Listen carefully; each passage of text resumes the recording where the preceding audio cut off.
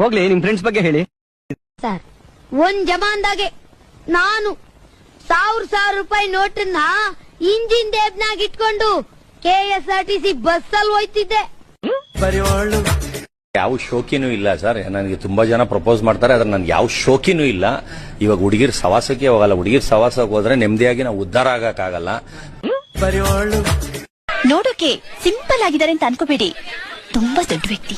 ಯಾರು ಏನೇ ಕೇಳಿದ್ರು ಇಲ್ಲ ಅನ್ನಲ್ಲ. ದಾನ ಧರ್ಮ ಮಾಡೋದ್ರಲ್ಲಿ ಎತ್ತಿದ ಕೈ. ಸ್ಮಾರ್ಟ್ ಆಗಿದ್ದಾನೆ. ಸೂಪರ್ ಸ್ಟಾರ್ ರಜನಿಕಾಂತ್ ತರ ಕಾಣಿಸ್ತಾ ಇಲ್ವಾ? ಅವನನ್ನ ಗೋವಾ ಬೀಚ್ ಕರ್ಕೊಂಡು ಹೋಗಿ ತಪ್ಕೊಂಡು ಮಲ್ಕೋಬೇಕು ಅನ್ಸುತ್ತೆ.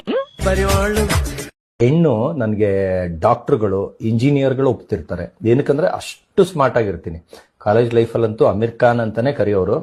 ಇಡೀ ಕಾಲೇಜ್ಗೆ ಫಿಗರ್ ಅನ್ನೋರು, ಸ್ಕೂಲ್ಗೂ ಫಿಗರ್ ಅನ್ನೋರು, 8ನೇ ಕ್ಲಾಸ್ ಇಂದಾನೇ ಫಿಗರ್ ಅನ್ನೋರು. ಅಂದ್ರೆ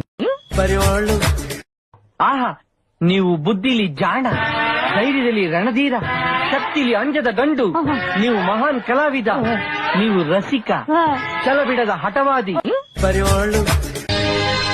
ಇವರು ಸಾಮಾನ್ಯ ಮನೋವೈದ್ಯರಲ್ಲ. ಅಮೆರಿಕಾದಲ್ಲಿ ಓದಿ ಚಿನ್ನದ ಪದಕ ಪಡೆದವರು. ಅಷ್ಟೇ ಅಲ್ಲ, ವಿಶ್ವದಲ್ಲೇ ಪ್ರಖ್ಯಾತರಾದ ಮನೋರೋಗ ತಜ್ಞ ಬ್ರಾಡ್ಲೆ ಅವರ ಮೊದಲನೇ ಶಿಷ್ಯ. ಒಂಥರ ನೋವನ್ನ ನನ್ನ ಕಡೆಯಿಂದ ಆಗಿದ್ರೆ ದಯಮಾಡಿ ಕೈ ಜೋಡಿಸಿ ನಾನು ಕ್ಷಮೆ ಕೇಳ್ತೀನಿ. ಬೇಕಂತ ನಾನು ಮಾಡಿರಲಿಲ್ಲ. ಅದು ಬಾಯಿಯಲ್ಲಿ ಮಾತಾಡ್ತಾ ಆ ಬಾಯಿಯಲ್ಲಿ ಆ ಪದ ಬಂತು. ಆ ಪದ ಬರಬಾರ್ದಾಗಿತ್ತು. ನಾನು ಆಮೇಲೆ ನನಗೆ ನಿಮ್ಗಿಂತ 2 ನೋವು ನನ್ಗಾಯ್ತು. ನಾನು ಈ ಪದ ಉಪಯೋಗಿಸ್ಬಿಟ್ಟೆ ಇಲ್ಲ ಅಂತ. ಹಾಗಾಗಿ ನಿಮ್ಮ ಮನಸ್ಸಿಗೆ ನಾನು ನೋವಾಗಿದ್ರೆ ನಾನು ಕೈ ಜೋಡಿಸಿ ಕ್ಷಮೆ ಕೇಳ್ತೀನಿ. ನಾನು ಬೇಕಂತ ನಾನು ಮಾಡಿಲ್ಲ.